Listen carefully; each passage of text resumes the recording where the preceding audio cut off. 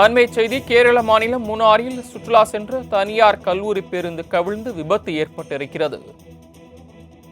இந்த விபத்தில் 2 பேர் பலியாகி இருப்பதாகவும் தகவல் வெளியாகி இருக்கிறது. நாகர்கோயில் தனியார் கல்லூரியிலிருந்து 50 மாணவர்களுடன் சுற்றுலா சென்ற பேருந்து வளைவில் திரும்பும் போது மூணாறில் கவிழ்ந்து விபத்து ஏற்பட்டிருக்கிறது. விபத்தில் 2 பேர் சம்பவ இடத்திலேயே உயிரிழந்த நிலையில் 30க்கும் மேற்பட்டோர் படுகாயமடைந்திருப்பதாக தகவல் கிடைத்திருக்கிறது.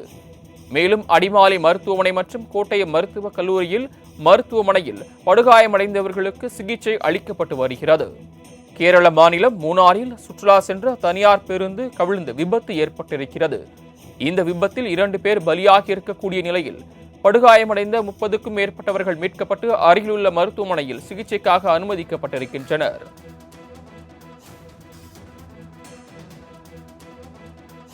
இது குறித்த கூடுதல் விவரங்களை வழங்குவதற்காக எமது செய்தியாளர் வசந்த் சித்தார்த் இணைப்பில் காத்திருக்கிறார். வசந்த் சித்தார்த், இந்த விபத்து எப்போது நடைபெற்றது, காரணம் என்ன, விபத்து குறித்த விரிவான தகவல்கள்?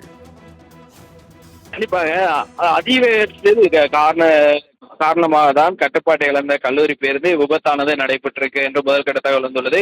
இந்த விபத்தில் 2 பேர் தற்போது மரணம் அடைந்துள்ளனர். மேலும் 30 பேர் படுகாயமடைந்த சம்பவம் தான் பெரும் சோகத்தை தற்போது ஏற்படுத்தியுள்ளது. இது கேரள மாநிலம் இடுக்கி மாவட்டத்திற்கு மூணாறில் தான் இந்த சம்பவமானது நடைபெற்றிருக்கிறது. இங்கே கன்னியாகுமரியிலிருந்து நாகர்கோயிலிருந்து தனியார் கல்லூரி மாணவர்கள் சுற்றுலா செல்வதற்காக 50க்கும் மேற்பட்ட மாணவர்கள் சுற்றுலா பேருந்தில் கல்லூரி பேருந்திலிருந்து சுற்றுலா செல்வதற்காக எக்கோ பாயிண்ட் என்ற ஒரு இடத்தில் தான் இந்த விபத்தானது அதிவேகத்தில் வாகனத்தை ஓட்டுநர் விளைக்கும் போது இந்த சம்பவமானது நடைபெற்றிருக்கிறது. இந்த கட்டுப்பாடு இழந்த கவிழ்ந்ததில் அந்த 2 பேருமே சம்பவ இடத்திலே உயிரிழந்தனர். மேலும் 30க்கும் மேற்பட்டோர் படுகாயமடைந்து இருக்கக்கூடிய அடிமாலி என்ற இங்க இருக்கக்கூடிய மருத்துவமனையில் தற்போது சிகிச்சை பெற்றுள்ளனர். மேலும் படுகாயமடைந்த சிலர் கோட்டயம் அரசு மருத்துவமனைக்கு சிகிச்சைக்காக தற்போது அனுப்பி வைக்கப்பட்டனர். இந்த சம்பவம் குறித்து இடுக்கி போலீசார் தற்போது விசாரணை நடைபெற்று கொண்டிருக்கிறது.